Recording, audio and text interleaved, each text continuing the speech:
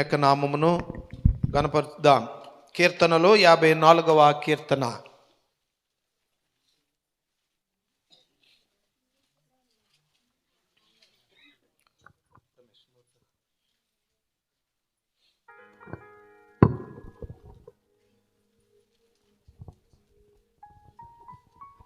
హల్లెలూయా.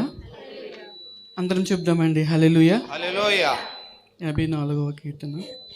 దేవా, నీ నామమును బట్టి నన్ను రక్షింపుము, నీ పరాక్రమమును బట్టి నాకు న్యాయం తీర్చుము. దేవా, నా ప్రార్థన ఆలకింపుము, నా నోటి మాటలు చెవిని పెట్టుము. అన్యులు నా మీదికి లేచి ఉన్నారు, బలుఢ్యులు నా ప్రాణం తీయజూచున్నారు. వారు తమ ఎదుట దేవుని ఉంచుకొన్న వారు కారు. ఇదిగో దేవుడే నాకు సహాయకుడు, ప్రభువే నా ప్రాణమును ఆదరించువాడు.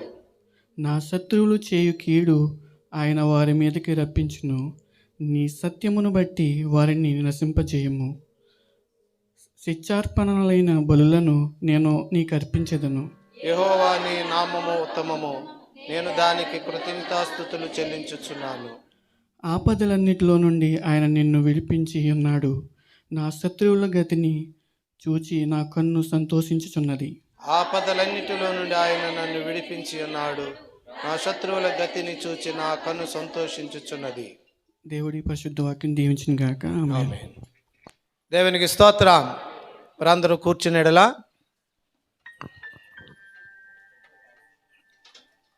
సాక్ష్యాలకే సమయం అండి. ప్రభు మీ జీవితాల్లో చేసినటువంటి మేలులను బట్టి, మహోపకారములను బట్టి సాక్ష్యములు చెప్పేటువంటి వారు దయచేసి మరి లేచి ముందుకొచ్చి ప్రభు చేసిన కార్యములను సాక్ష్యంగా చెప్పి దేవుని మహింపరచవలసిందిగా మరి మనవి చేస్తున్నాను.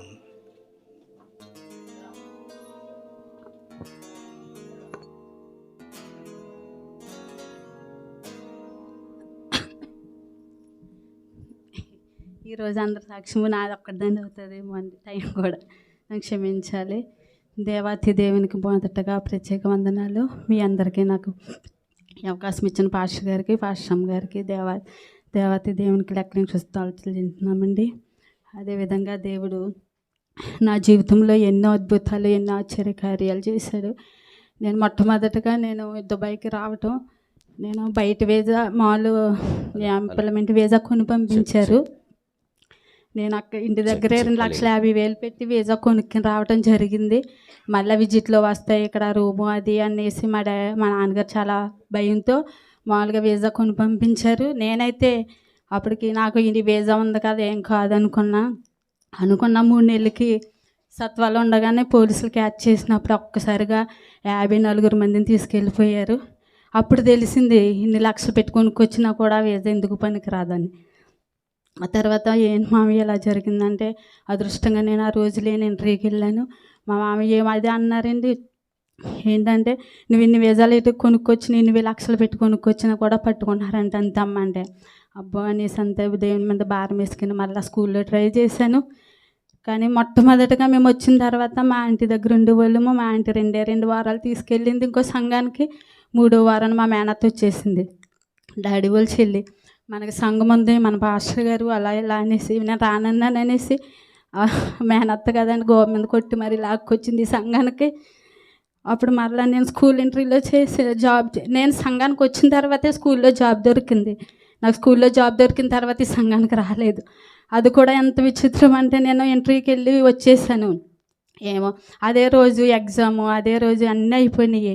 జాబ్ వస్తుందో లేదో అనేసి కూరుకున్నాను. నా పని నేను డ్యూటీ నేను చేసుకుంటుంటే ఏదో వచ్చింది. కానీ నాకు ఎవరో లేరు అక్కడ, నాకు మా ఫ్యామిలీ వాళ్ళు ఎవరో లేరు. ఆ సార్ ఏమో వీజా పట్టుకుని తిరిగేస్తున్నాడు అంటే స్కూల్ అంతానే. అదేమో చిన్న వీజా చూసిన తర్వాత ఈ అమ్మాయి రామచంద్ర గారు మేనగోళ్ళు శాంబాబు గారు చర్చిలోని పాస్టర్ గారికి నెంబర్ ఇస్తానండి అంటే, అప్పుడు మొట్టమొదటి కాల్ నాకు స్కూల్ నుంచి పాస్టర్ గారికి వచ్చింది. మళ్ళీ పాస్టర్ గారు మా మామయ్యకి ఫోన్ చేసి ఇలా ఏదో వచ్చింది అన్న విషయం ఎవరికి తెలియదు. నేను అసలు అది మైండ్లో కూడా పెట్టుకోలేదు.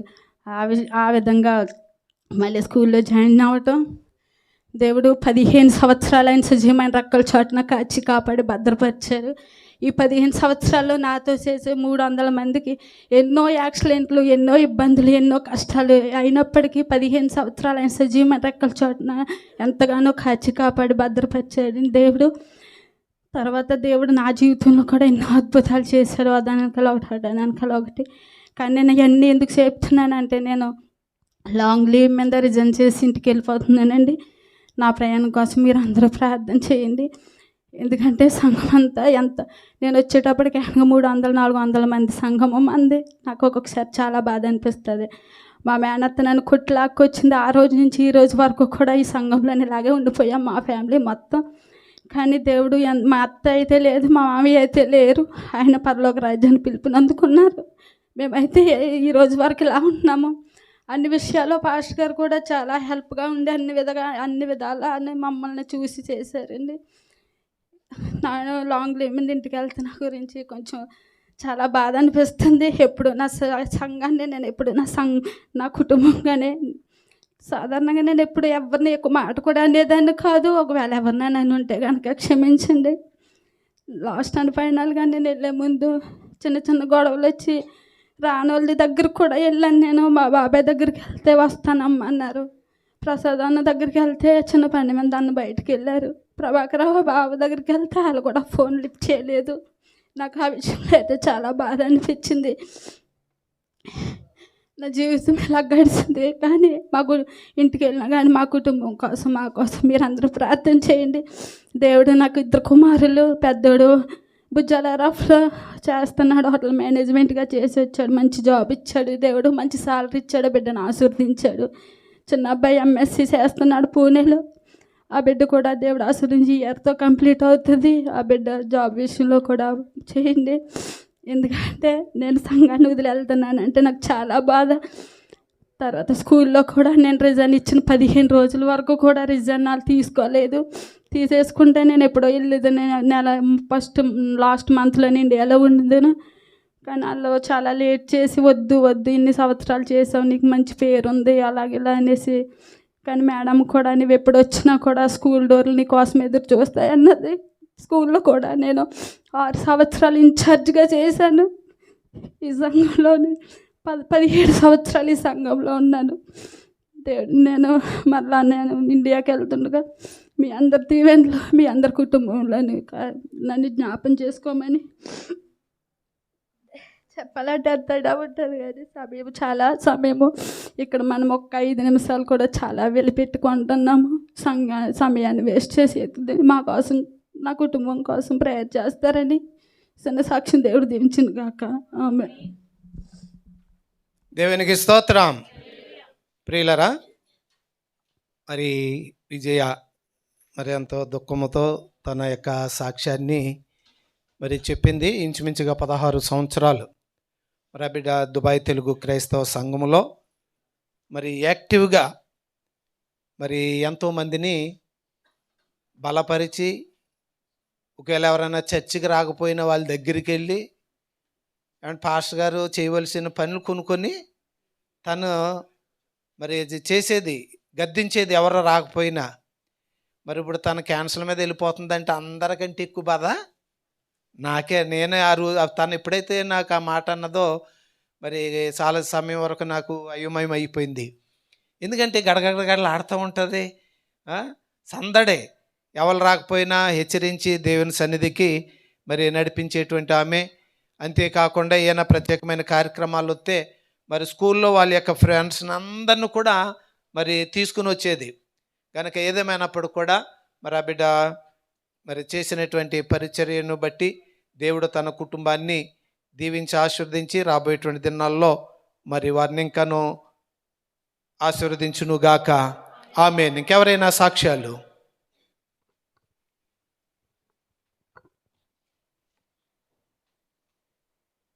దేవుని నమస్కారాలండి. ఈ అవకాశం ఇచ్చిన పాస్టర్ గారికి పెద్ద కూర్చుని పెద్దలందరికీ నాకు వందలు తెలియజేస్తున్నాను. వాటి సాక్ష్యం అయితే నాది కాదండి, మా నాన్నబాబుది. అంటే మా సుష్మా వాళ్ళు చెల్లెలు కొడుకు తీసుకొచ్చాను కదండి, 5 నెలలు అయింది. తీసుకొచ్చిన తర్వాత విజయంలో తీసుకొచ్చాను, దొరకలేదు. చాలా ట్రై చేశాను. అయితే సన్ అండ్ సన్లో దొరికింది. దొరికిన తర్వాత జాయిన్ అవ్వబా అంటే పంపించాను. పంపించిన తర్వాత ఒక 2 రోజులు చేసి పెదనాన్న నేను ఉండలేని పెదనాన్న వచ్చేస్తాను పెదనాన్న ఏడ్చాడు.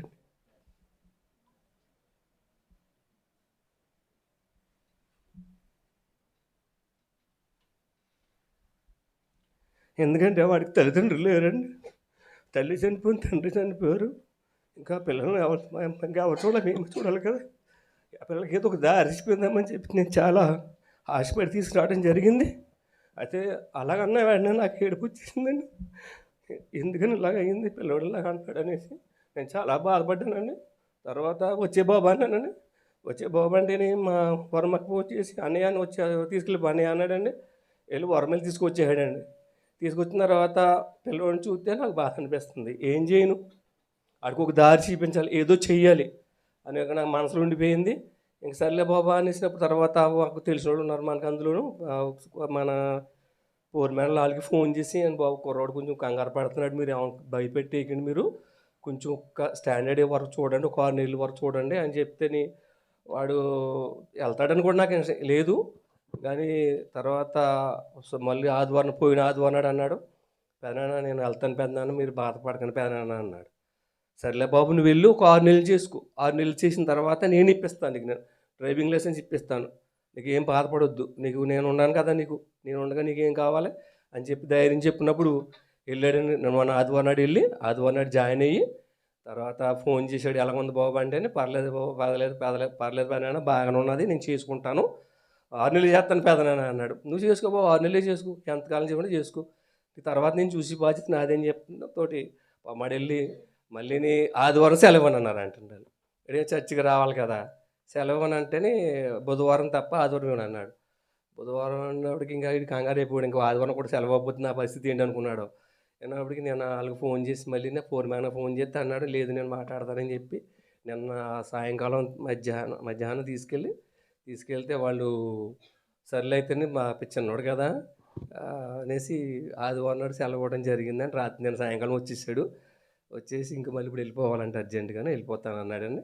ఆ పిల్లోడి గురించి కొంచెం మీరు అందరూ కూడా మీ యొక్క అనుదిన ప్రార్థనలో జ్ఞాపకం తెచ్చుకోండి. ఎందుకంటే ఆ చిన్న పిల్లోడు, వాడికి ఏం తెలీదు, దాని గురించి మేము వాడికి ఏదో చేయాలని ఆశతో మేము ఉన్నాము. మీరు ఆ పిల్లోడి గురించి కూడా మీరు అందరూ మీ యొక్క అనుదిన ప్రార్థనలో జ్ఞాపకం తెచ్చుకుంటారని ఈ చిన్న సాక్షిని దేవుడు దీవించి ఆశీర్వదించును గాక. ఆమేన్. దేవునికి స్తోత్రం, హల్లెలూయా. ప్రియులారా, మరి చిట్టుబాబు గారు చెప్పినటువంటి సాక్ష్యాన్ని బట్టి వారి యొక్క కుమారుడు నాయనబాబు విషయంలో మనందరం కూడా ప్రార్థన చేద్దాం. దేవుడు తన చేసేటువంటి జాబులో శక్తిని, బలమును, ధైర్యాన్ని ప్రభు అనుగ్రహించి చక్కగా చేసుకోవడానికి ప్రభు కృప చూపులాగున మరి దేవుడు సహాయం చేయనుగాక. ఆమేన్. ఇంకెవరైనా ఉన్నారండి? మరి యొక్క సమయంలో ప్రత్యేకమైన పాట, ఒక పల్లవి చరణం పాడేటువంటి వారు ఎవరైనా ఆసక్తి కలిగిన వారు పాడాలనుకుంటే దయచేసి రండి.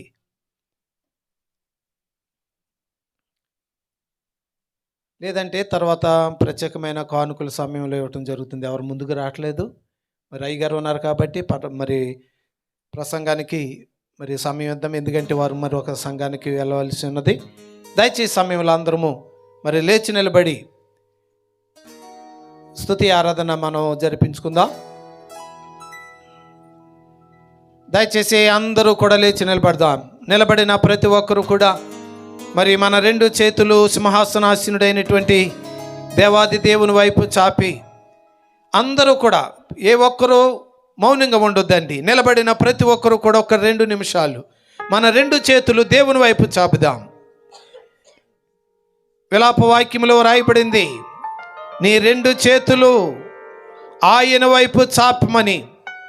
గనుక ప్రియమైనటువంటి సోదరుడా, సోదరి, నీ జీవితంలో, నీ కుటుంబములో ఆయన అనేకమైనటువంటి ఉపకారములు, మహత్కార్యములు, గొప్ప కార్యములు ఆయన జరిగించుంటుండగా ఆయనను స్తుతించలేనటువంటి స్థితిలో మనం ఉంటున్నామేమో. అలా కాకుండా ఆయన చేసినటువంటి కార్యములను బట్టి హృదయపూర్వకంగా అందరము కూడా నోరు తెరుద్దాం. స్తోత్రం, స్తోత్రం. దయచేసి ప్రతి ఒక్కరు కూడా నోరు తెరవాలి. దేవా, నీవు నన్ను ప్రేమించి నా జీవితంలో నువ్వు చేసిన ప్రతి మేలును బట్టి హృదయపూర్వకంగా నేను నిన్ను స్తుతిస్తున్నానయ్యని దేవుడు నీకు చేసిన మేలును జ్ఞాపకం చేసుకుంటూ హృదయపూర్వకంగా ప్రభును స్తుతిందా. హల్లెలూయా. స్తోత్రం, స్తోత్రం, స్తోత్రం, స్తోత్రం, స్తోత్రం. ఆయన మహాగణుడు, మహోన్నతుడైనప్పటికీ కూడా ఆయన దీనుల యందు లక్ష్యం ఉంచి ఆయన మన అందరి జీవితంలో చేసిన ప్రతి విధమైన కార్యములను బట్టి దేవా నీకు స్తోత్రములని అందరము కూడా హృదయపూర్వకంగా ఆయనను స్తుతిస్తూ, ఘనపరుస్తూ, అంతేకాకుండా ఆయన మనకు అనుగ్రహించిన రక్షణ భాగ్యమును బట్టి దేవా నీ సన్నిధిలో ఈ రీతిగా నేను స్తుతించే కృప మీరు మాకు అనుగ్రహించిన దాన్ని బట్టి హృదయపూర్వకంగా నేను నిన్ను స్తుతిస్తున్నానయ్యా. నా యొక్క ఆరాధన అంగీకరించని ప్రతి ఒక్కరూ కూడా హృదయపూర్వకముగా ప్రభు యొక్క సన్నిధిలో ఆత్మతో సత్యముతో ఆయన ఆరాధన చేద్దాం.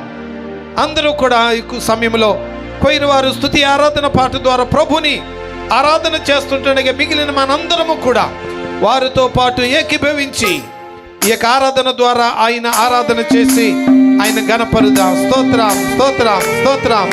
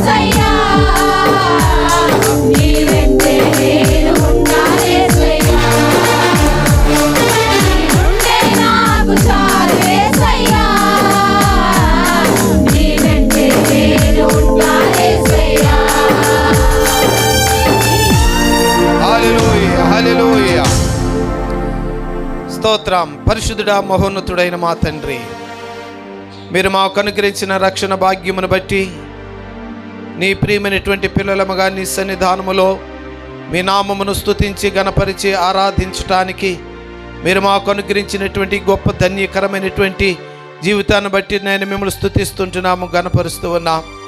మా ప్రభువా, మరి యొక్క సమయంలో నాయన మా ప్రభువా, మరాలనాడు దేవుని యొక్క దూతాయ సమయాల్లో వచ్చి కోనేటిలో నీళ్లు కదిలించినప్పుడు మరి ఏ యొక్క మరి రోగి అయితే ముందు అందులో పడతారో వారు ఎట్టి వ్యాధి కలిగిన వారైనా స్వస్థత పడి వెళ్ళేటువంటి ఆ యొక్క అనుభవాన్ని ప్రభువా, ఇదిగోనైనా ఈ యొక్క దుబాయ్ తెలుగు క్రైస్తవ సంఘాన్ని మీరు ప్రేమించి ఇజ్రాయెల్ దేశాన్ని నుంచి మా ప్రభుని సేవకులను మా మధ్యకి మీరు పంపించి వారి ద్వారా మీరు పలకనైనటువంటి మీ జీవవాక్కుల కొరకునైనా మేమందరము కూడా ఎదురు చూస్తుంటుండగా మరి చేరువచ్చిన బిడ్డలందరికీ ఏ మాటలు అవసరమో, ఏ మాటలు మా జీవితాల్లో ప్రయోజనకరమో ఆ నీ మాటలే నీ దాసుని ద్వారా బయలుపరిచి మాతో మాట్లాడమని యేసు పవిత్రమైన నామమున ప్రార్థించడి వేడుకొంచున్నాము పరమ తండ్రి, ఆమేన్. దయచేసి అందరూ కూర్చునేడలా.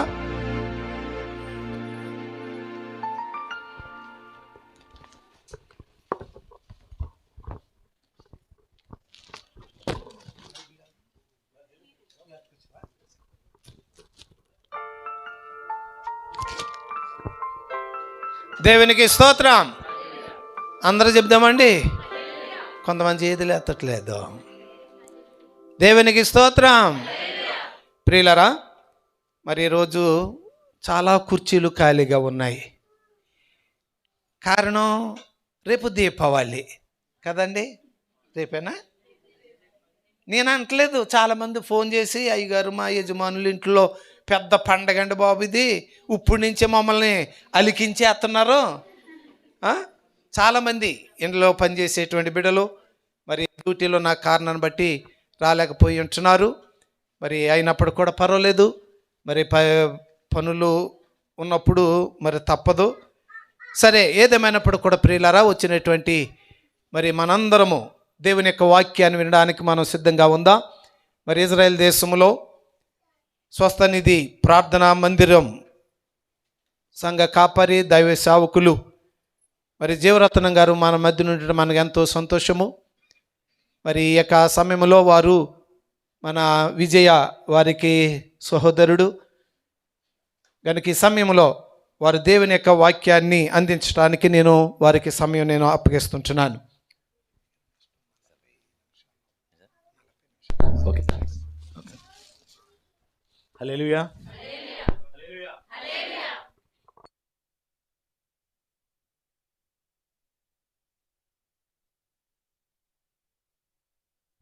పరుస్తా ఉన్నాను.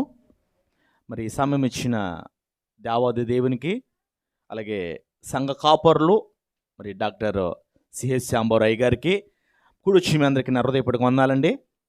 మరి ఈ స్థలంలోనికి నన్ను ప్రత్యేకంగా మా సహోదరి కందికట్ల విజయ్ గారు, మరి నేను మా సహోదరి అనేది అంటున్నానంటే ఆవిడకి మాకున్న అటువంటి సంబంధం ఉంది. మరి 20 సంవత్సరాల క్రితం మా సహోదరిని నేను ఇజ్రాయెల్ దేశం పంపిస్తాను, డబ్బు అంతా నేనే పెట్టుకుంటాను అన్నాను.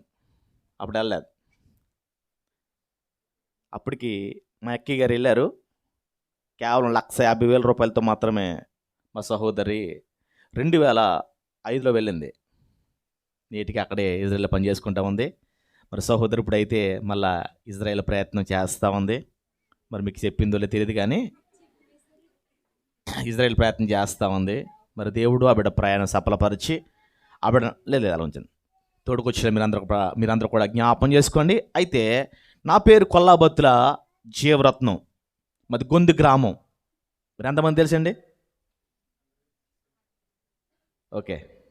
ఆ గొంది గ్రామంలో మూలని చిన్న గుడిసెలో ఉండేవారం. మా తల్లిదండ్రులు కొల్లాబత్తుల మరియమ్మ, లేటు వెంకటరత్నం గారి యొక్క కనిష్ట కుమారుడు నేను. నాకంటే ముందుగా మా యొక్క సహోదరి వరలక్ష్మి ప్రసాద్, మా అన్న బొంబాయి ప్రసాద్ అంటారు చాలామంది, ఇక్కడికి ఎక్కించిన వాళ్ళు మా అన్న ఉండొచ్చు. మూడవదిగా నేనన్నమాట. అయితే మా నాన్నగారు నా చిన్నప్పుడే కాలం చేశారు. ఎక్కడంటే అండమాన్లో. అసలు మా నాన్నగారు నేను ఒక్కసారి 2 సార్లు చూశాను అంతే, ఎక్కువ నేను చూడలేదు. అయితే మా నాన్నమ్మ గారి ఇంటికి నుంచి అమ్మమ్మ గారి ఇంటికి వచ్చేసారు. భర్త లేకపోతే ఇంకేం చేస్తారు, ఇంకా తోడు ఉంటుంది కదా, మేనమామలు చూసుకుంటారు కదా అని మా అమ్మగారు మా మేనమామ ఇంటికి తీసుకొచ్చేసారు. అప్పటికి మాకు సరైన ఇల్లు లేదు, చిన్న గూడు చేసుకుని ఉండేవాళ్ళం. చిన్న గూడు చేసుకుని ఒక నిట్టరాడి కింద వేసుకి అందులో మేము ఉండేవాళ్ళం. వర్షం వస్తూ ఉంటే కూడా మా ఇంట్లో ఉన్న సామాన్లు కూడా సరిపోయేవి కాదు. చాలా భయంకరమైన కట్టికి పేదరికం అన్నమాట. అలా మా అమ్మగారు మమ్మల్ని ముగ్గురిని కూడా ఒళ్ళో పెట్టుకుని ఒక గోను లాంటిది కట్టి అలా నిద్రపోతూ ఉండేది. చాలా బాధలు పడేవాళ్ళం. అయితే ఒక్క ఆడ మనిషి కష్టపడి 3 పిల్లలు పెంచాలంటే కష్టమా కాదండి? ఇప్పుడు దుబాయ్ అన్నారు కాబట్టి మీరు 10 శీలం పేస్తే అయిపోతుంది. ఇండియాలో ఉండి వాస్తవంగా 3 పిల్లలు పెంచాలంటే చాలా బాధ అన్నమాట. అయితే మా అమ్మ పక్కింట్లో ఒకప్పటికి మా ఇంటికాడ డాబా అన్నతల్లి గారు ఉండేవారు. ఇంట్లోనే పనిచేసి ఆహారం పట్టుకొస్తూ ఉండేది. అది కూడా సరిపోయేది కాదు. ఒకసారి అన్నం వండి అటుకు కట్టేవారు, గుర్తుందో లేదు మీకు? అటుకు కడతా ఉంటే పిల్లి వచ్చి తినేసింది. నేను స్కూల్ నుంచి వచ్చి తిందామని చూసేటప్పటికి అన్నం లేదు. తర్వాత పెంటలోకి వెళ్ళి చూస్తే కచ్చుకలు ఉన్నాయి. ఆ బూడిద కచ్చుకలు తిని స్కూల్కి వెళ్ళేవాడిని నేను. బలిపేటని చెప్తా ఉన్నాను.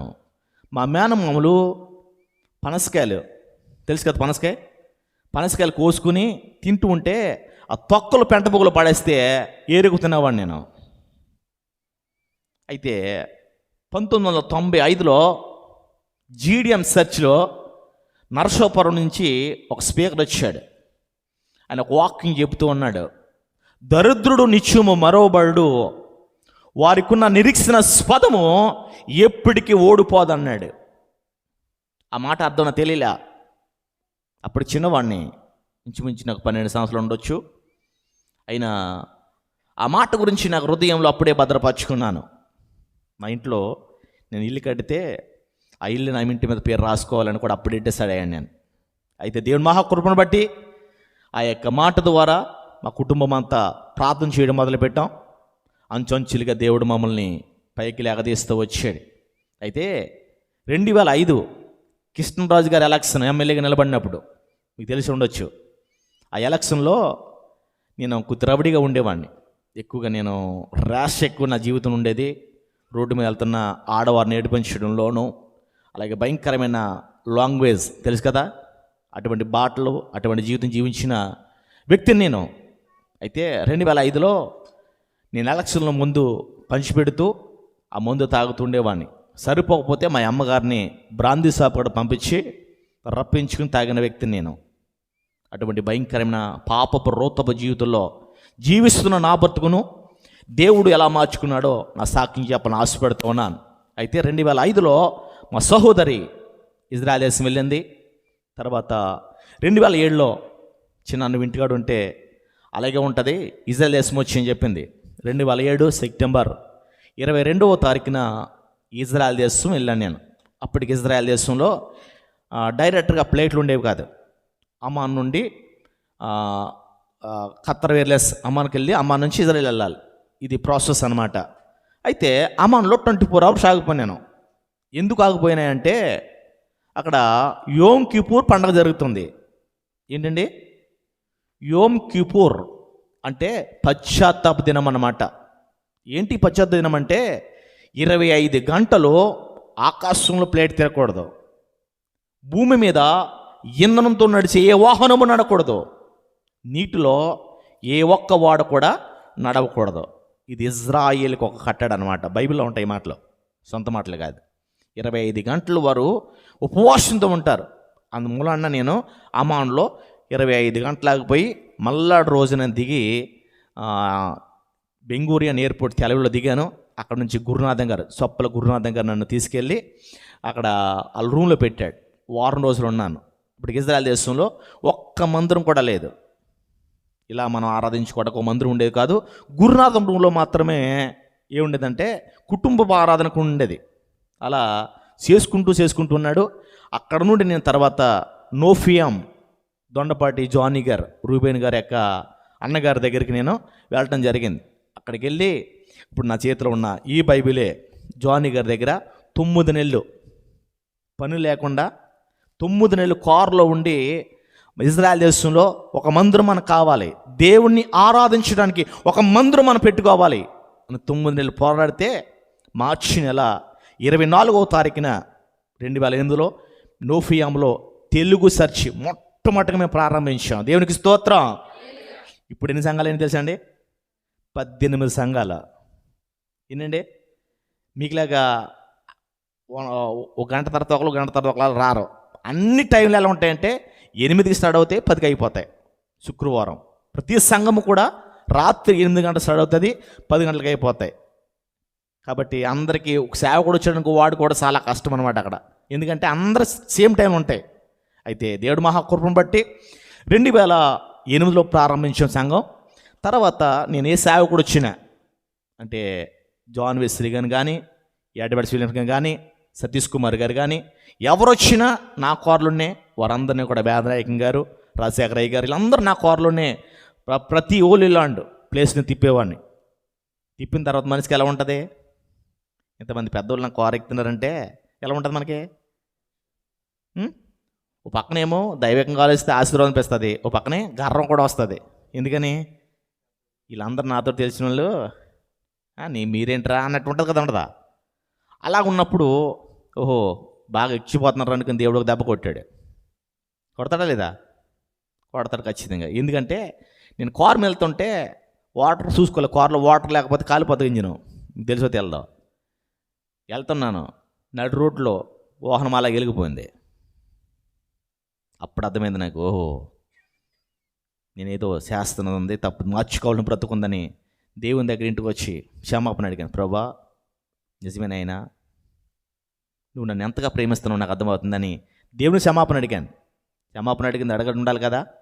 మళ్ళా వాహనం బాగా చేయించాం, మళ్ళీ ప్రారంభించాం.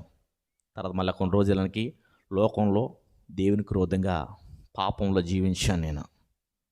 జీవించిన తర్వాత దేవుడు ఎన్నో మార్లు ఎంతోమంది సేవకుల ద్వారా నాతో మాట్లాడాడు. అయినా నేను నన్ను ఎప్పుడు కూడా సోన్బెట్ల. అయితే ఒక రోజుని 2015 డిసెంబర్ 14వ తారీఖున నేను బహిరంగంగా చేసిన పాపము, రహస్యంగా చేసిన నేను పాపము దేవుడు వాట్సాప్లో నా ఫోటో రిలీజ్ చేశాడు. అప్పుడు ఎలా ఉంటుంది? సిగ్గు శరమతో చచ్చిపోవాలనిపిస్తుంది. అవునా కదా? మాట్లాడలే మీద ఎవరో. అటువంటి పొజిషన్లో ఇంకా ఆఖరి రోజు ఇదే అందుకే నేను సాటర్డే వచ్చింది. సాటర్డే రాత్రి ఇంక నువ్వు నాతో మాట్లాడితే నేను బ్రతుకుతాను, లేదంటే చచ్చిపోతాను. ఇప్పుడు వరకు నేను ఎంతో గర్వంగా బ్రతికాను, ఎంతో అందరికి హోదాగా బ్రతికాను. ఈరోజు నువ్వు మాట్లాడకపోతే ఇంకా నా బ్రతుకు గిలువ లేదని 2 గంటలన్నర ప్రార్థన చేశాను. తెల్లవారుజామున 3 గంటలు లేసి 5:30 వరకు నేను ప్రార్థన చేశాను. నువ్వు మాట్లాడాలి, నీ స్వరం వినాలని. మాట్లాడలా. ఇంకొక 10 నిమిషాలు టైం ఇస్తున్నాను మీకు. ఎవరికి? మీకు కాదు, దేవుడికి. ఇంకొక 10 నిమిషాలు టైం ఇస్తున్నాను మీకు. నువ్వు మాట్లాడితే జీవం ఉంటాడు, లేదంటే చచ్చిపోతాడు. ఇంకా లాస్ట్ మూమెంట్లో ప్రార్థన చేయలేదు. ఇంకా నువ్వు నాతో మాట్లాడని మౌనంగా 2 చేతులు పైకెత్తి అలాగే మోకరించి అలా ఉన్నాను. దేవుని స్మెల్లని స్వరము నాతో మాట్లాడింది. ఏంటో తెలుసా? నువ్వు లేచి నా పని చేయి, నేను వాడుకుంటానన్నాడు. అయితే దానికంటే ముందుగా నేను కొంతమంది దగ్గర డబ్బులు తీసుకుని ఏజెంట్ కట్టాను. ఏజెంట్ కడితే ఏజెంటు 10 వీసాల విషయంలో నా డూప్లికేట్ వీసాలు ఇచ్చి మోసం చేసి నెంబర్ మార్చేశాడు. ఎంత డబ్బో తెలుసా అండి? 50 లక్షలు. ఎంతండి? మరి ఇచ్చిన వాళ్ళు ఊరుకుంటారా? ఇక్కడ ఏజెంట్ మార్పు అంటే నమ్ముతారా? వాళ్ళు నమ్మరు కదా. అప్పుడు నా కిడ్నీ అమ్ముకోవడానికి పెద్ద తిక్కువ బెలూన్సున్ హాస్పిటల్లోకి వెళ్ళాను నేను. ఏంటండి? నా కిడ్నీ డయాలసిస్ ఎంప్లాయర్ ఉంటాడు నాకు. అతనికి 8 సంవత్సరాల పాటు కిడ్నీ లేదు. నా కిడ్నీ నీకు ఇస్తాను, నాకున్న అప్పులు తీరుస్తావంటే ఓకే అన్నాడు. వెంటనే మార్చి నెల 15వ తారీఖు 2013లో నేను బెలూన్సోన్ పెద్ద తిక్కవ హాస్పిటల్లోకి వెళ్ళాం. హాస్పిటల్లోకి వెళ్ళి 2 బెడ్లు వేశారు. ఆపరేషన్ రూమ్లో ఉన్నాం. నాకు నవ్వు వచ్చేస్తుంది. ఎందుకని నవ్వు వస్తుంది? ఒకటి, ఇంటికాడ ఉన్న అప్పులు తీరిపోతున్నాయి. 2, ఒక యూదుడికి నా కిడ్నీ ఇస్తున్నాను. అర్థమైంది కదా మీకు? ఒకటేమో రోజు మా అమ్మగారు ఫోన్ చేస్తే, బాబా ఆలోచన డబ్బులు అడుగుతారు, ఈలోచన డబ్బులు అడుగుతున్నారంటే బాధేస్తుంది కదా. మా అమ్మగారితో మాట్లాడడానికి నేను భయపడేవాడిని. ఎందుకు అంత మాట, ఈ గొడవ ఎందుకు మన బాధపడుతుండేవాడిని. కానీ ఒకరోజు నా ఎంప్లాయర్ ఎప్పుడైతే నీ కిడ్నీ ఇస్తే డబ్బులు ఇస్తాన్నాడో, వెంటనే ఆ వ్యక్తికి నేను కిడ్నీ ఇవ్వడానికి, కిడ్నీ ట్రాన్స్ఫర్ చేయడానికి సిద్ధపడి బెలూన్సోన్ హాస్పిటల్కి వెళ్ళాం. హాస్పిటల్కి వెళ్తే అందరికీ ఏమవుతుందంటే కొద్ది కంగారు వచ్చి బీపీ రేజ్ అవుతుంది. తెలుసు కదా మీకు? పల్స్ రేజ్ అవుతున్నప్పుడు ఆపరేషన్ చేయడానికి ఇష్టపడరు. కానీ అక్కడ మా సిస్టర్లు అందరూ కూడా ఆ ఆపరేషన్లో నేను నవ్వుతూ ఉంటే సంతోషంగా ఫీల్ అవుతున్నారు. ఏంటి ఇలా ఉన్నాడని. ఆలోచన తెలియదు కదా మనకేం జరుగుతుందో, మన సంతోషం ఏం తెలియదు. వాళ్ళకి ఏంటంటే, ఒకటి, యూదుడికి నా కిడ్నీ ఇస్తున్నాను, 2, నా అప్పులు తీరిపోతున్నాయి. ఈ యొక్క సంతోషంలో నేను కిడ్నీ ఇవ్వడానికి హాస్పిటల్లో బెడ్ల మీద పడుకున్నాం. వెంటనే ఒక 10 నిమిషాలు, అంటే ఆ కిడ్నీ ఎవరికైతే పెట్టాలో ఆ వ్యక్తికి కిడ్నీ పెట్టే ప్లేస్ చెక్ చేస్తున్నారు. చెక్ చేసేటప్పటికి అతనికి ఆల్రెడీ 8 సంవత్సరాలు పట్టిన కిడ్నీ లేదు. వెంటనే అక్కడ ఫంగస్ పట్టేసింది. కిడ్నీ పెట్టే ప్లేస్లో ఫంగస్ పట్టేసింది. ఇప్పుడు ఏ కిడ్నీ పెట్టినా కూడా ఏమవుతుంది అక్కడ? అది కూడా ఫెయిల్ అయిపోద్ది, సెట్ అవ్వదు. ఐఎమ్ సారీ స్లేకా అన్నారు. నువ్వు ఇలాంటి దేవుడువా? నిన్ను నమ్ముకున్నాను, ఇలా చేసావు, నన్ను బాధపడతానులే. చెప్పండి. మీరు మాట్లాడలేదు కానీ మీరు అదే పొజిషన్ పైకి నటిస్తున్నారు. ఎందుకంటే చెప్పడానికి మనం సంకోచిస్తూ ఉంటాం. మీరు ఇలా అనుభవం ఉంటారు, నాకైతే ఈ అనుభవంతో చెప్తున్నాను. అయితే జరిగింది. ఇంటికి వెళ్ళి మళ్ళీ ప్రార్థన చేసుకున్న, ప్రభువా తప్పైందయ్యా, నన్ను క్షమించు, ఇప్పుడే నువ్వు మాట్లాడు, నన్ను ఒక్కసారి దర్శించవయ్యా, నా బ్రతికి ఎలా ఉందని అడిగితే మొత్తం మీద దేవుడు కనికరించాడు. నీ కొరకు నేను ప్రాణం పెడితే నువ్వు కిడ్నీ అమ్ముకోవడం ఏంటి, లేచి నా పని చేయి, నీ పని చేస్తానని చెప్పాడు. ఆ రోజున మొదలు పెట్టాను. నిజంగా ఆ అప్పులు ఎలా తీరాయో నాకే తెలియదు. దేవునికి స్తోత్రం. తర్వాత దేవుని కృపను బట్టి 2015లో దేవుడు నన్ను దర్శించాడు. ఎప్పుడైతే నేను 2:30 గంటలు ప్రార్థన చేస్తానో అప్పుడు దేవుడు నన్ను దర్శించి, నువ్వు లేచి నా పని చేయి, నేను నీకు సహాయం చేస్తానన్నాడు. మరి సహాయం అంటే ఎలా ఉంటుంది దేవుడిది? నేను సువార్త చేస్తే ఎవడు నమ్మడం. ఎందుకంటే నా బ్రతుకు మంచిది కాదు, నా జీవితం మంచిది కాదు, నాకు బైబిల్ చదవడం రాదు, రాయటం రాదు, అంత జ్ఞానం లేనివాడు నేను. మరి అలాగా అంటే మొత్తం దేవుడు ఏలా వేసి పిలుచుకొస్తా అన్నాడు. బైబిల్లో ఆమె ఏలా ఉన్న మాట ఉంటుందా? ఉండదా? ఉన్నదా అక్కడ? అది జక్రియా గ్రంథం 8:10 ఉంటుంది. తీయదెవరో 8:10 ఉంటుంది. ఏల వేసి నేను సమకూడుస్తానన్నాడు. ఆ మాట మీద నేను నిలబడ్డాను. దర్శనం వచ్చింది. ఇలా పులిపెట్టి మీద నేను వాకింగ్ చెప్తున్నాను. రెడ్ కార్పెట్ వేసి ఉంది, అక్కడ సిలువ గుర్తోటి ఉంది. ఇలా నిలబడి వాకింగ్ చెప్తున్నాను. దర్శనం చూపించాడు. వెళ్ళాను. అక్కడ దేవుని ఆరాధించేవాడు కదా, మన తెలుగువాడికి రూమ్ ఇమ్మంటేనే ఎవరెవరో ఇజ్రాయేల్ దేశంలో ఇజ్రాయేల్ వాడి యొక్క చెక్కు కావాలి, ఇజ్రాయేల్ యొక్క గ్యారంటీ కావాలి. ఏ గ్యారంటీ లేకుండా, ఏ చెక్కు లేకుండా నేను వెళ్ళి దేవుని మందిరం అడిగితే అవ్వడవలేదు. మరి దేవుడు దర్శనం చూపించాడు. మరి ఇదేంటి, ఇది అంత అబద్ధమా ఏంటనుకుని నీరసపడిపోయి తిరిగి వచ్చేస్తూ ఉంటే ఒక షాపులో నుండి ఒక వ్యక్తి బయటకు వచ్చాడు. ఆ వ్యక్తి ఎవరంటే ఇథియోపియా వాడు. ఎవరండి? ఇథియోపియా వాళ్ళు. వాళ్ళు ఏం మాట్లాడతారో? తెలుగు మాట్లాడతారా, హిందీ మాట్లాడతారా? ఇథియోపియా లాంగ్వేజే మాట్లాడతారు వాళ్ళు. ఒకవేళ నేర్చుకుంటే ఇంగ్లీష్ మాట్లాడచ్చు, అరబీ మాట్లాడు, హెబ్రూ మాట్లాడచ్చు. ఓకేనా? వాళ్ళ భాష ఏంటంటే ఇథియోపియా భాష. ఆడు వెంటనే బయటకు వచ్చిన తర్వాత అడుగుతున్నాడు, అప్ కిదర్కే అన్నాడు. అప్ కిదర్కే అంటే ఏమవుతుంది మనకి? నువ్వు ఎక్కడో అడుగుతావు లేదు మేము వెంటనే చెప్పండి అమ్మా. అప్ కిదర్కే అన్నప్పుడు తుమ్ కిదర్కే అని అడుగుతారు, అప్పుడు అప్ కిదర్కే అని అడుగుతాం. అంతేనా? అడిగాను. ఇథియోపియా అన్నాడు. నాకు కంగారిపోయింది. నాకు ఏంటి ఇథియోపియాడు తుమ్కే అన్నట్టు, అంటే తుమ్ ఎక్కడిక్కడ కూడా అని అడిగాడు. అడమంతంగా అడిగితే ఇథియోపియా అన్నాడు. ఏంట్రా ఇథియోపియాడికి హిందీ ఎలా వచ్చి అడిగితే ఆడేమన్నాడంటే షారూఖ్ ఖాన్ సినిమా చూసంట. ఏంటంటే నువ్వింత చెప్పట్లా, షారూఖ్ ఖాన్ సినిమా చూసి హిందీ నేర్చుకున్నాడంట. అప్పుడు అన్నాడు, ఏంటి ఎదుగుతున్నావు అన్నాడు. ఇక్కడ సచ్చి కావాలి దేవుని మందుని పెట్టడం కంటే రా మా దగ్గర ఉందని తీసుకెళ్ళాడు. అండర్ గ్రౌండ్లో గ్రౌండ్ ఫ్లోర్లో ఉంది. నేను ఏ దర్శనం అయితే చూపానో ఆ దర్శనం దేవుడు నాకు చూపించి అక్కడ సిద్ధపరిచాడన్ని. దేవునికి స్తోత్రం. ఈ వెంటనే అక్కడ స్వస్తినిధి ప్రార్థన మంది ప్రారంభించి నడిపిస్తూ ఉన్నాను. ముగ్గురుతో మేము ప్రారంభించాం. మా యొక్క నేను మా బావగారు ఈ రోజుకి 45 మంది కూడుకుని దేవుని ఆరాధించే భాగం గ్రహించాడు. 2010లో దేవుడు నాకు వాగ్దానం ఇచ్చాడు.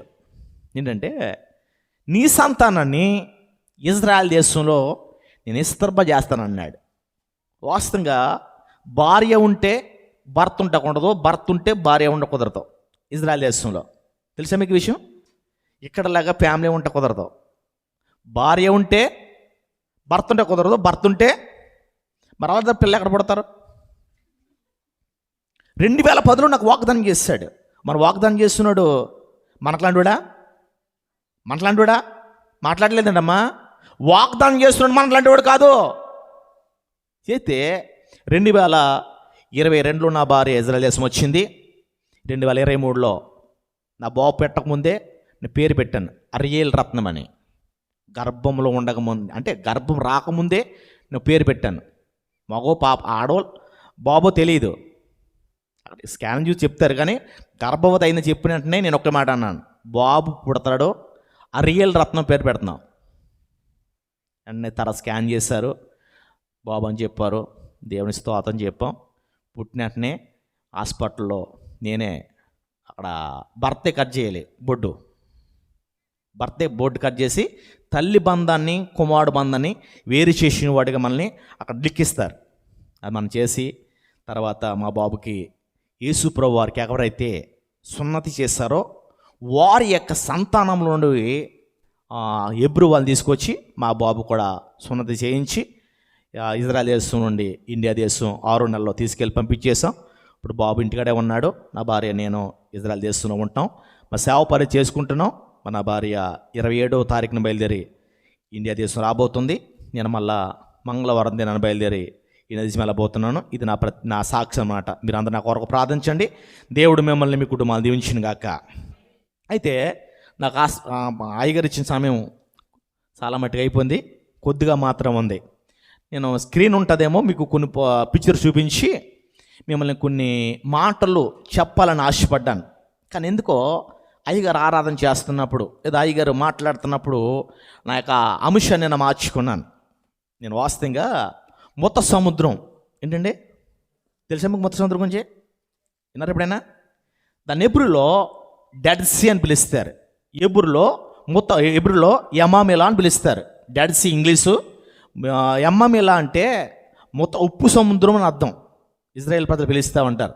అయితే ఆ సముద్రం గురించి నేను మాట్లాడాలి అనుకున్నాను. కానీ ఎందుకో పరిశుద్ధాత్ముడు ఆ మాట నాకు అవకాశం ఇవ్వలే. అయితే ఈరోజు మీకు అందరికీ దేవుడు అందించే ఇలువైన మాట నేను అందించాలని ఆశపడుతూ ఉన్నాను. నా ప్రసంగ అంశం ఏమిటంటే లేవి కర్ర ఎందుకు చిగుర్చింది? మళ్ళీ చెప్పాలి మీరు అందరూ, అంతే కదా? ఇది నా అంశం.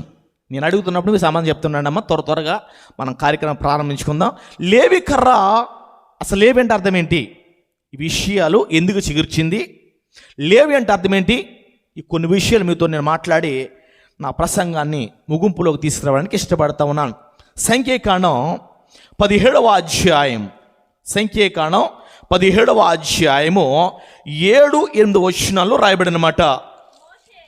మోసే వారి కర్రలను సాక్ష్యపు గుడారములో యెహోవా సన్నిధిలో ఉంచెను.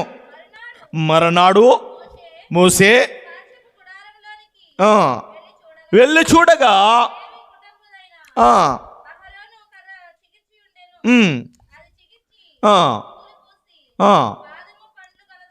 చిన్న ప్రార్థన. మమ్మల్ని మిక్కిలిగా ప్రేమించి మా ప్రియమైన పరలోకపు తండ్రి, నీ నామానికి స్తోత్రాలనైనా. అల్పుడును అయోగ్యుడును నేను ప్రభా ఈ యొక్క మధ్యాహ్న సమయంలో నీ పక్షిగా నిలబెడుతున్నాను తండ్రి. నేను మాట్లాడితే ఎవరికి ఉపయోగం కాదు, నా మాట ఎవరిని కూడా ఆకర్షించదు. కేవలం ఒక బోరుగా వాడుకొని నా నోటికి నోరండి చదవబడిన లేఖనం నుండి సత్యాన్ని మాకు తెలియపరచమని యేసు నామమున అడుగుచున్నాం తండ్రి, ఆమేన్. మన అంశం ఏంటండి? లేవి కర్ర ఎందుకు చిగుర్చింది? ఈ మాట సంఖ్యాకాండం 17వ అధ్యాయం 7 వచ్చి చూస్తూ ఉంటే ఒక మాట అంతకంటే ముందు చదవనమ్మా. ఇంకా ఉంటుంది ఏంటంటే అమ్మ అక్కడ 2వ వచనం చూసేదమ్మా. కాబట్టి అలా కదమ్మా, 17 మొదటి వచ్చిన చదవమ్మా. మోసేకి సెలవు ఇచ్చాను, మాట్లాడి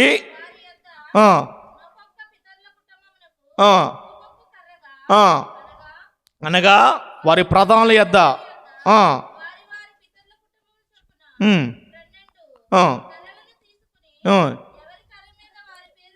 సరిపోతండి. ఎన్ని కర్రలు పెట్టారండి? 12 కర్రలు. ఎక్కడ పెట్టారండి? సాక్ష్యపు గుడారంలో పెట్టారు. చూడండి అమ్మ ఒకసారి బైబిల్ కదా చూడండి అమ్మా.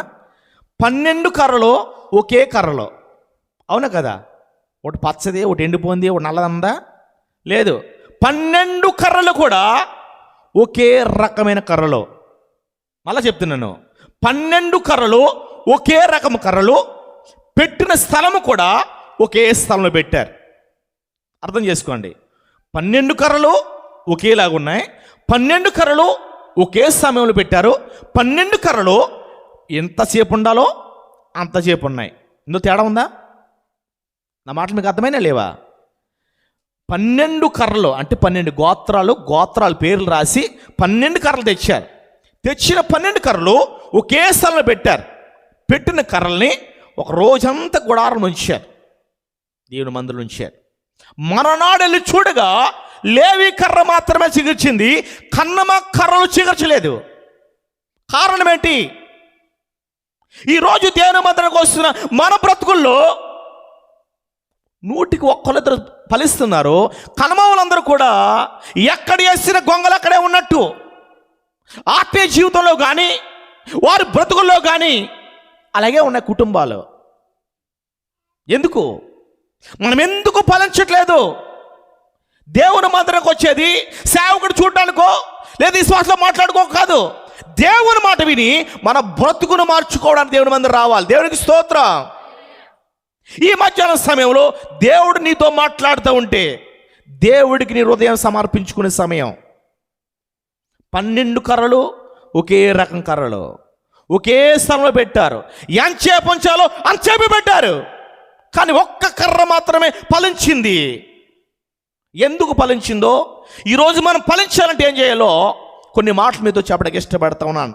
అసలు లేవి అంటే అర్థం ఏంటో ఆదికాండంలో స్పష్టంగా రాయబడింది. ఆదికాండము 29వ అధ్యాయం 34వ వచనంలో స్పష్టంగా రాయబడిన మాట. త్వరగా చదవనమ్మా. ఆదికాండము 29:34 వచనం.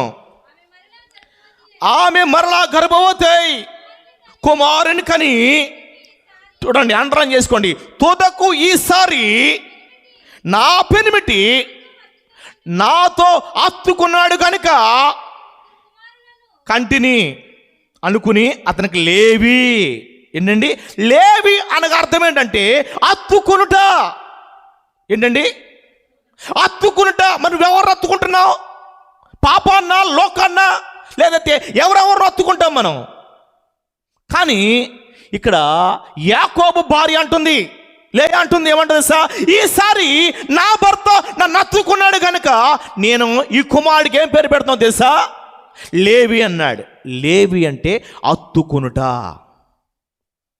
నువ్వు లోకాన్ని అత్తుకుంటే లోకాశలే ఉంటాయి, పాపాన్ని అత్తుకుంటే పాపాశలే ఉంటాయి. అదే నా దేవుణ్ణి అత్తుకుంటే దేవునితో సరైన సంబంధం కలిగి ఉంటా. దేవునికి స్తోత్రం.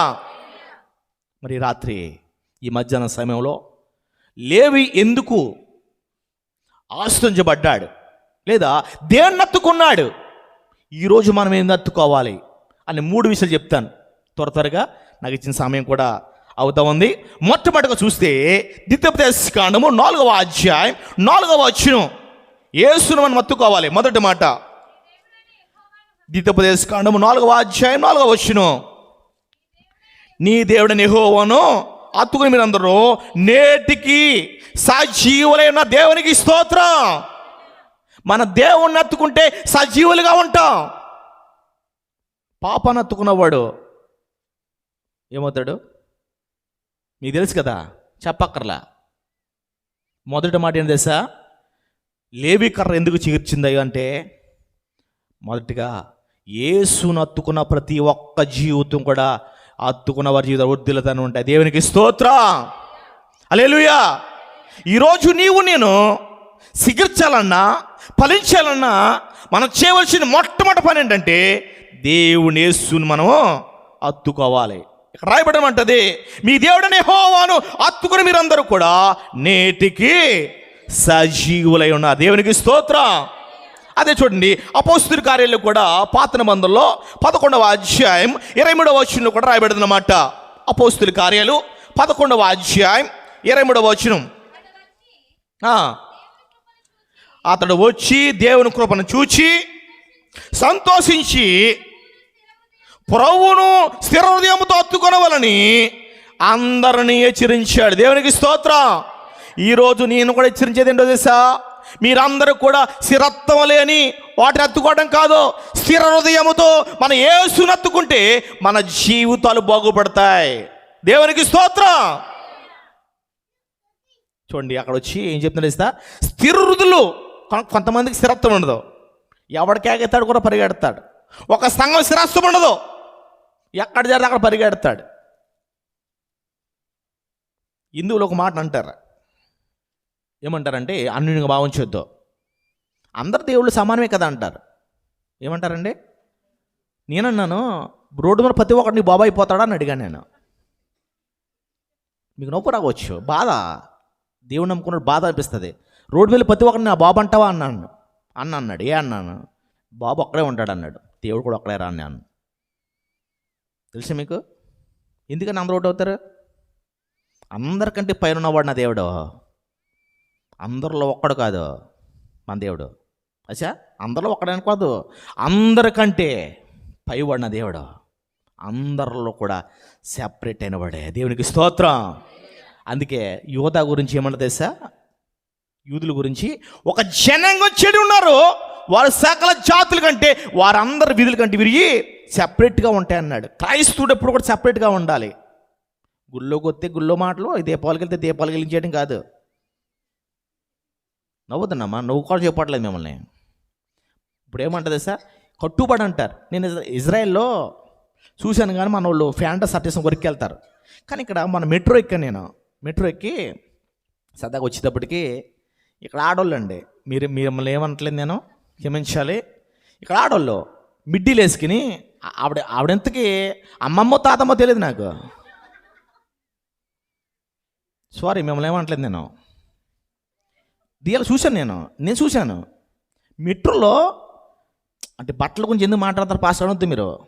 ఇప్పుడు చూడండి, ఎంత చీరలు కట్టినట్టు ఎంత బాగున్నారు, ఎంత గొప్ప భాగ్యం ఇది.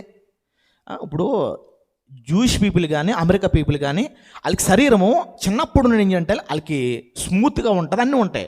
మనము అక్కడక్కడ దెబ్బలు తగిలేసి కాళ్ళకి గోకేసుకుని అయ్యే పుండ్లడిపోయి స్కర్ట్ వేసుకుంటే ఆ శరీరం చూడడానికి అందం అనిపించాలి కదా. తప్పుగా అన్ని భాగం చేద్దు. అంటే ఈ దేశం వచ్చేటప్పటికి ఈ మాట, మొన్న ఒక ఆయన పొట్టుకుంటాడు, ఒక ఆయన కోయిటికలు వచ్చిన తర్వాత అంటే కోడిని తోలుతుందంట. ఎలా తోలుతుంది కోడిని? స్లో అంటుందంట. అదేంటండి, కోయిటికి వెళ్తే లాంగ్ గేజ్ మారిపోద్దా? మరి కోడి ఇంటికి వెళ్తే మేము ఊహించి చెప్పట్లేదాం, నేను సీరియస్. మనం ఎక్కడికి వెళ్తే అక్కడ కట్టుబడి కాదు.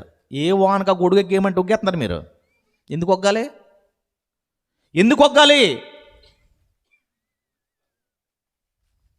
దేవుడి కోసం రోసంగా నిలబడాలి. దానిలో ఏమన్నది సార్? తినే పానీయం తీసుకుంటే అపవిత్రునైపోతానేమని పారిపోయాడు. యోసేపు పాపం వచ్చి మీద పడుతూ ఉంటే తన అంగీ విడిచిపెట్టి వెళ్ళాడు తప్ప వచ్చిన అవకాశం సద్వినియోగం చేసుకోమనుకోలేదు. అందుకే ఆ దేశంలో ప్రధానిగా మార్చగలిగాడు. మనం బానిసలుగానే ఉంటాం. ఎందుకని? చచ్చిపోతే పాస్గా ప్రైజ్ రాడు, లోకంకి వెళ్తే అది నీ కార్యక్రమం. సత్యంగా చెప్తున్నాను, దేవుని మందిరంలో ప్రవర్తించవలసింది మనం ప్రవర్తించాలి. ఎందుకు 12 కర్రలు తెచ్చారు? ఒక్క కర్ర ఎందుకు ఫలించింది? కారణం ఏంటో తెలుసా? లేవి యేసును అత్తుకున్నాడు. దేవుని హత్తుకున్న బ్రతుకులు ఎప్పుడు వర్ధిల్లుతాయి? సమయం అయిపోతుంది, వాచి పక్కన పెట్టారు అందుకే అలా ఉంది. ఓకే, రెండవది మనం ఏం చేయాలంటే వాక్యాన్ని హత్తుకోవాలి. ఏంటండి అసలు మన అంశం ఏమిటి? ఎందుకు చిగుర్చింది? యేసుని హత్తుకున్న వారి జీవితాలు ఎప్పుడు కూడా ఫలిస్తూనే ఉంటాయి. రెండు, వాక్యాన్ని హత్తుకోవాలి. ఆ మాట చూడండి ఒకసారి, లూకా సువార్త 19వ అధ్యాయం 48వ వచనం. లూకా సువార్త 19వ అధ్యాయం 48. ప్రజలందరూ ఆయన వాక్యం వినుటకు, చూడండి ఏంటండి, మళ్ళా చదవమ్మా. ప్రజలందరూ కూడా వాక్యమును వినుటకు ఆయనను హత్తుకున్నారు కనుక. చూడండి ఏం హత్తుకోవాలండి? ఇప్పుడు మేము వాక్యం చెప్తూ ఉంటే కొంతమంది ఫోన్లు చూస్తారు, కొంతమంది పక్కలతో చూస్తారు. ఎందుకు వచ్చామందిరా నువ్వు? బయట చూసుకో. ప్రసంగి గ్రంథంలో దేవుని మందిరానికి పోయినప్పుడు నీ ప్రవర్తన చూసుకో, జాగ్రత్తగా చూసుకోవాలి. ఇష్టం వచ్చినట్టు ఉండకూడదు. ఇది నీళ్ళు కాదు, దేవుని మందిరం, దేవుడు చూస్తున్నాడు. మరి వాక్యాన్ని హత్తుకున్నావా? ఎక్కడ మనకి హత్తుకోవడం అంటే ఏంటి? తలంకాల కింద పడుకోవటం అంతేనా? తలంపాల కింద ఎట్టుకుని వాక్యం పడుకుంటే దేవుడు మాట్లాడేస్తాడు ఇదోటి. ఇది మన బ్రతుకులో. ఇంకా చూడండి, అపోస్తలుడైన పౌలు కొరింథీయులకు రాసిన మొదటి పత్రిక 1వ అధ్యాయం 22వ వచనం.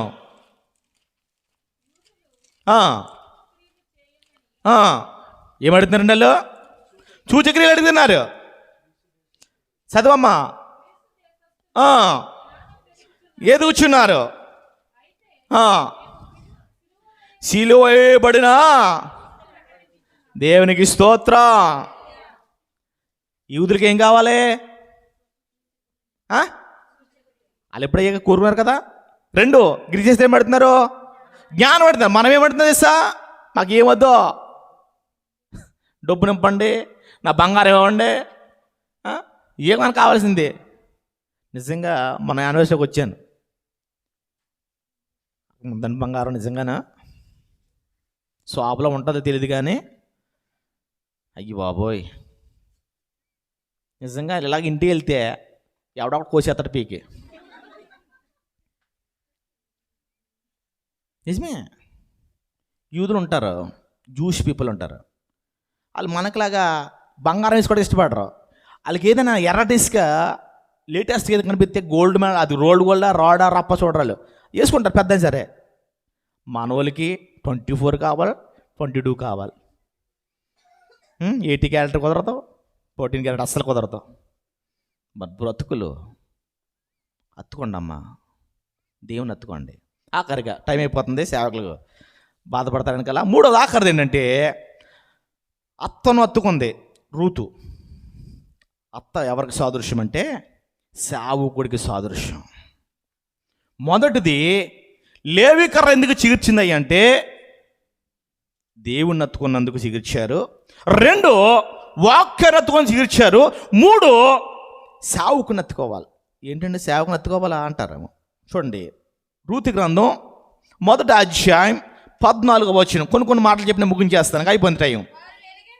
వారు ఎలుగెత్తి ఎడవగా వార్ప తన అత్తను ముద్దు పెట్టుకునేను. అండర్లైన్ చేసుకోండి, రూతు ఆమెను హత్తుకునేను. అక్కమాట.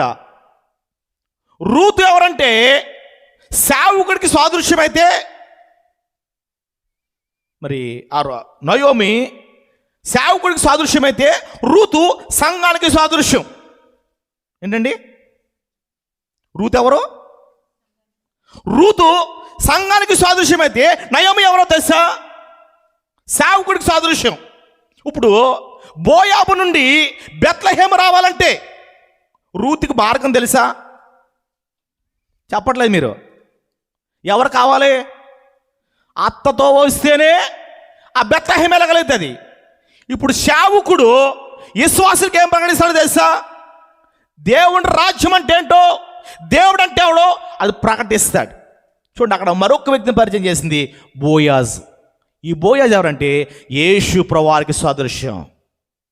చూడండి, సేవకుడేమో నయోమికి సాదృశ్యంగా ఉంటే, సంఘమేమో రూతుకి సాదృశ్యంగా, బోయాజ్ ఏమో యేసు ప్రభు సాదృశ్యంగా ఉన్నాడు. మరి బోయాజ్ వెళ్ళి రూత్ వెళ్ళి ఎవరు పెళ్లి చేసుకుంది? ఇప్పుడు యేసు ప్రభు వారు ఎవరు వివాహం చేసుకోబోతున్నాడు? మాట్లాడలేదు మీరు. వధువు సంఘమైన మన సంఘాలని మధ్యాకాశంలో ఈ వాసం చేసుకోవడానికి సిద్ధపడుతూ ఉన్నాడు. ఈ సిద్ధపరిచే ప్రయాణమే సేవకుడిది. అర్థమైంది కదా? ఏ కర్ర సిగిర్చింది? వాక్యం ఏంటి? అందుకు మాట్లాడమ్మా. Very good. మొదటిది దేవుని ఎత్తుకోవాలి. లోకాన్ని పాపాన్ని ఎత్తుకుంటే నాశనం అయిపోతాం. రెండు, వాక్యాన్ని స్థిర హృదయంతో ఎత్తుకోవాలి. స్థిరం లేకుండా కాదు, స్థిరత్వంతో ఎత్తుకోవాలి. ఒక క్రమం ఉండాలి. మూడు, సేవకుడిని అంటే సేవకుని ఎత్తుకోమంటే సేవకుని ఎత్తుకోవడం కాదు, సేవకుడు చెప్పే మాటలు మనం పాటించి మన బ్రతుకును మార్చుకోవాలి. అర్థమైంది కదండి? 3 విషయాలు చెప్పాను నేను. మళ్ళీ ఏంటది? లేవి కర్ర అంటే లేవి అంటే అర్థం ఏంటి? ఎవరు పెట్టారు ఈ పేరు? అవును సార్, మీరు కదా, వాళ్ళు చెప్తారు. అది మనకి అదే సినిమా డైలాగ్ వేసామనుకోండి, సంవత్సరాల తరబడి సార్ ఆ డైలాగ్ రాకముందే మన సీవులు మనం చూపేస్తాం. మనం పనికి మళ్ళీ బతుకులు మన అలాగ ఉన్నాయి. నిజమే. చీరలు కట్టుకోవటంలో ఉన్న శ్రద్ధ, బంగారం వేసుకునే శ్రద్ధ వాక్యం మీద ఉండదు మనకి. మిమ్మల్ని కాదండి, మీరేమనుకోకండి, బయట వాళ్ళు ఉంటారు ఈ విషయాలు. ఓకేనా? దేవునికి స్తోత్రం. మరి సమయం ఇచ్చిన దైవ సేవకులకి నా వందనాలు తెలియపరుస్తూ మాటలు ముగిస్తున్నాను. దేవుడి మాటలను దీవించి ఆశీర్వదించిన గాక. ఆమేన్. మరి అయ్యగారికి నేను ప్రత్యేకంగా మరి యెరూషలేము నుండి ఒక దీపస్తంభం తెచ్చానండి. అయ్యగారికి ఇస్తా ఉన్నాను.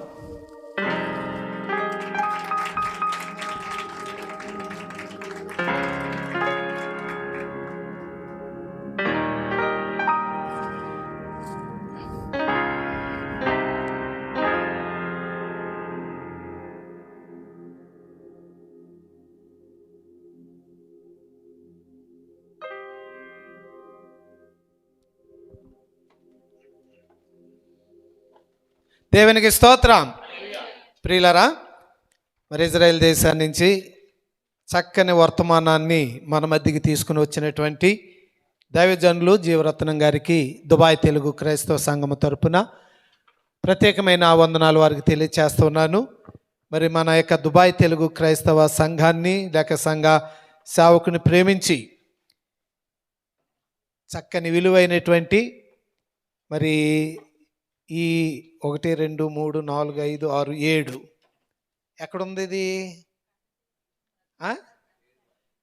మరి బైబిల్ గ్రంథంలో దీని గురించి ఒక ప్రత్యేకమైనటువంటి అంశం ఉంది. దేవుని చిత్తమైతే తర్వాత మనం ధ్యానం చేసుకుందాం. అయ్యగారికి ఇంకెక్కువ సమయం ఇద్దాం, ఎందుకంటే యోసేఫ్ పాస్టర్ గారు 5:30 ఇడిచిపెట్టి వెళ్ళాలన్నారు. ఇది వేరే సంఘానికి వెళ్ళాలి కనుక మరి యొక్క అయ్యగారు వెళ్ళిరిగాను.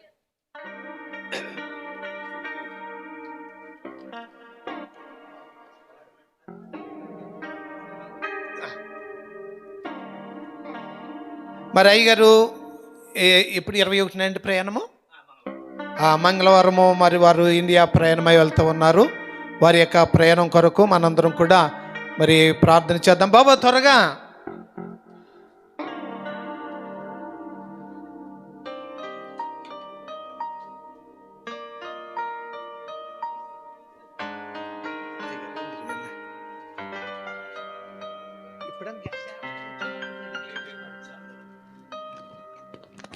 మరి మన సంఘం తరఫు నుంచి చిన్న కానుక వారికి ఏర్పాటు చేసి ఉంటున్నాము. సంఘం కొరకు ప్రార్థించవలసిందిగా మనం వచ్చేస్తాం.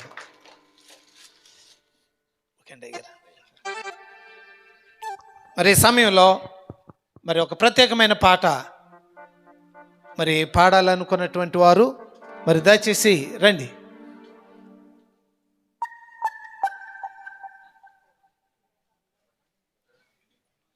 మరి ఈ లోపల కృతజ్ఞత కానుకల నిమిత్తమై కవర్లో మరి ఇవ్వాల్సిందిగా రాజు లేకండి, ఇక్కడ యూత్ కుర్రోళ్ళు ఎక్కడ కనపట్టలేదు, కవర్లు ఇవ్వండి. మరి యొక్క పాట పాడి లోపల కృతజ్ఞత కానుకలు సిద్ధపరిచేటువంటి వారు సిద్ధపరచవలసిందిగా మనం చేస్తున్నాను.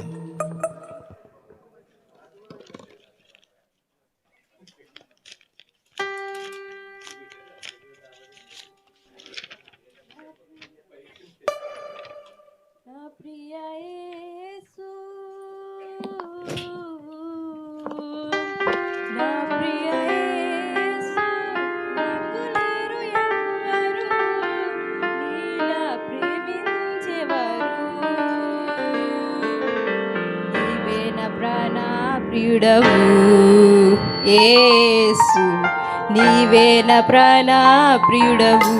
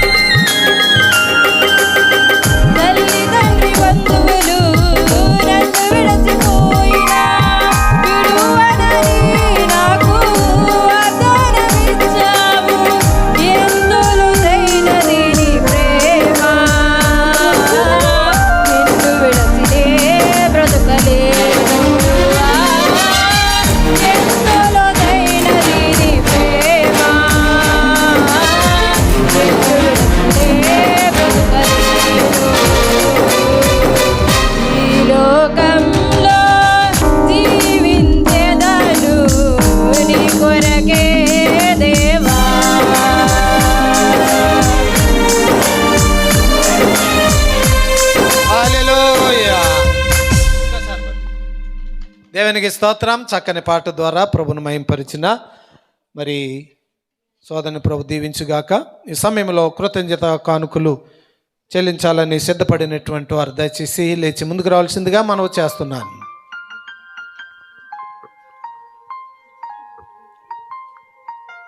ఎవరు లేరండి?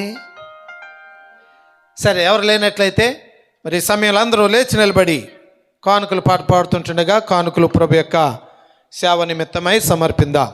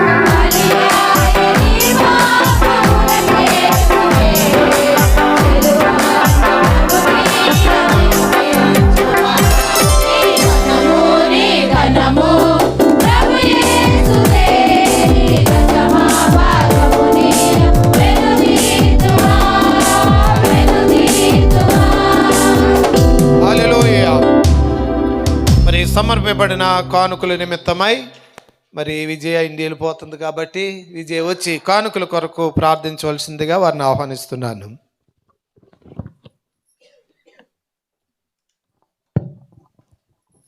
ప్రార్థన అందరూ కలుగుసుకొని సకల ఆశీర్వాదాలు కారణభూతుడైన మా ప్రియ పరలోకపు తండ్రి, నీ పరిశుద్ధమైన నామములో బ్రతుకులార్చున్నాను ప్రభువా. గడిచిన కాలం అంతానైనా నీ సజీవమైన రెక్కల చాటున మమ్మల్ని అందరినీ కాచి కాపాడి భద్రపరిచిన విధానానికే నీకు లెక్కలేని కృతజ్ఞతాస్తుతులు చెల్లించుకుంటున్నాం ప్రభువా. ఇంతవరకు ప్రభు మంచి అమూల్యమైన వర్తమానం అందించిన ఆ వాక్యం ప్రభువా మా జీవితాల్లో నాట్యం చేసుకుని ప్రభువా యేసయ్య వాక్యానుసారమైన జీవితం మాకు దయచేయమని అడుగుతున్నాను ప్రభా. బిడ్డలు ప్రభా ఎంతో కష్టపడి పని చేసుకుని ప్రభా నీకు నేను కానుకలుగా సమర్పించి ఉన్నారు ప్రభా. ఏ బిడ్డ అయితే ఎంతైతే ఇచ్చినారో బిడ్డలకు ప్రభా 30 40 100 ఆ బిడ్డలకు ఫలింపజేయమని ఇచ్చిన ప్రతి బంగారు పాదాల చెంతకు చేర్చుకుంటావని మీరు అక్కడ ఆలస్యమైతే మేమందరం నిన్ను కూడి నిన్ను స్తుతించి నేను గణపరిచే భాగ్యం మరొక తరుణం దయచేయమని మా కొరకు శ్రీమరణం పునీత యేసుక్రీస్తు వారి పేడట అడిగి వేడుకుంటున్నాం మా ప్రియ పరలోకపు తండ్రి, ఆమేన్. మరి దయచేసి అందరూ కూర్చునేలా మరి ఈ వారంలో దేవుని చేత ఆశీర్వదించబడిన వారిని మరి ఆహ్వానిస్తుంటుండగా మరి వచ్చి ఈ యొక్క గ్రేటింగ్స్ను అందుకోవాల్సిందిగా మనం చేస్తున్నాను. ఈరోజు సమయం లేదు కాబట్టి నేనే త్వరగా పిలుస్తున్నాను. రండి. 21వ తారీఖున వినండి, బర్త్డేలు మ్యారేజ్ డేలు డేట్లు మీరు జాగ్రత్తగా గుర్తుపెట్టుకోవాలి.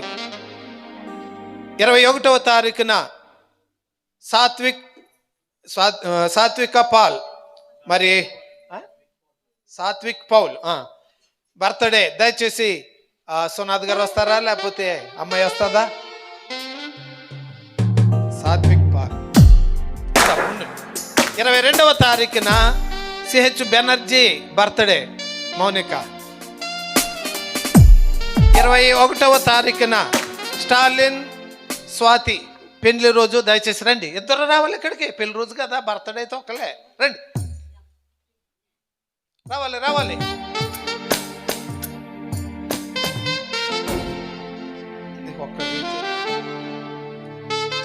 మరి గ్రీటింగ్స్ ఇచ్చుకున్న వాళ్ళు లేచి నిలబడ ప్రార్థన చేద్దాం. కృప కలిగిన మా తండ్రి, ప్రేమ కలిగిన మా ప్రభువా, మరి 21వ తారీఖున 22వ తారీఖున మరి బర్త్డే మ్యారేజ్ డేలో ఉన్నటువంటి బిడ్డల కొరకు ప్రత్యేకం ప్రార్థిస్తున్నాను. వారిని మీరు దీవించి ఆశీర్వదించి బర్త్డేలు జరిపించుకునేటువంటి బిడ్డలు అనేకమైన బర్త్డేలు జరిపించుకునే ఆయుష్ని మీరు దయచేయండి. పెళ్లి రోజు జరిపించుకునేటువంటి ప్రభువాన్ని బిడ్డలను మీరు దీవించి వారి యొక్క దాంపత్య జీవితంలో ఆశీర్వాదకరంగా వారిని మీరు నడిపించమని యేసయ్య పేరట ప్రార్థించడు వేడుకొంచున్నాము పరమ తండ్రి, ఆమేన్.